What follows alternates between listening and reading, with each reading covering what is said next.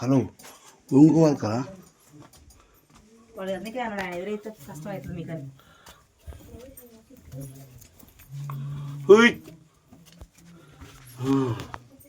Okay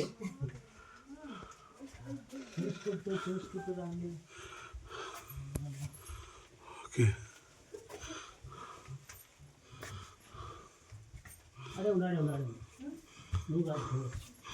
ఎత్తకుంది కదా అమ్మవారు కూడా ఇక్కడ. అమ్మో ఎత్తకుంది కదా కుంకుమ పసుపు పండు చూడండి.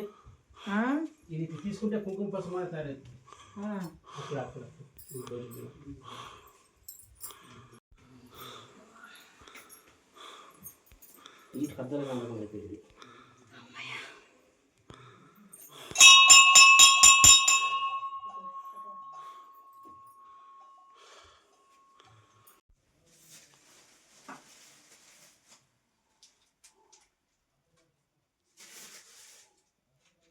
ఈశ్వరమ్మ గుడి చూశారు కదా ఉరియమ్మ.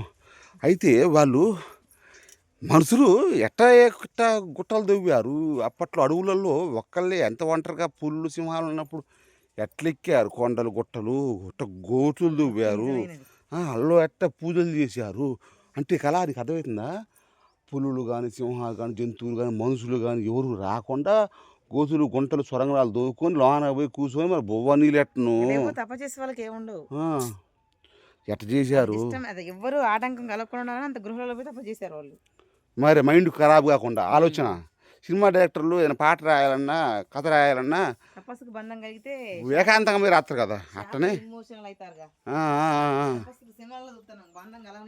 అదే అదే అదే ఏం కాదు అంటే బంధం కాదు భంగం.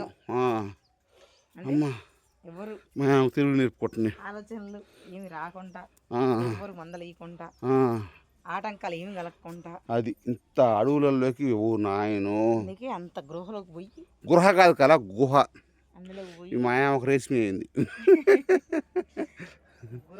గృహ కాదు కదా గుహ గుహలోకి పోయి తపస్సు చేసి దేవతలుగా నిలిచిపోయారు వాళ్ళు. తపస్సుకు మెచ్చిన అదే ఆ 100 ఏళ్ళ క్రితం చేసిన తపస్సుకి ఇంకా మనం తిరుగుతూనే ఉన్నాం భూమి మీద. రామదాసు అన్నమయ్య ఈశ్వరమ్మ వీళ్ళంతా తపస్సు సిద్ధయ్య గారు ఉన్నారు. వాళ్ళని చూసి మనం చరిస్తున్నాం. మా అమ్మని చూసి మీరు లేఖలు కొడతారు. నాకు కామెడీ పోదండి బాడీలో.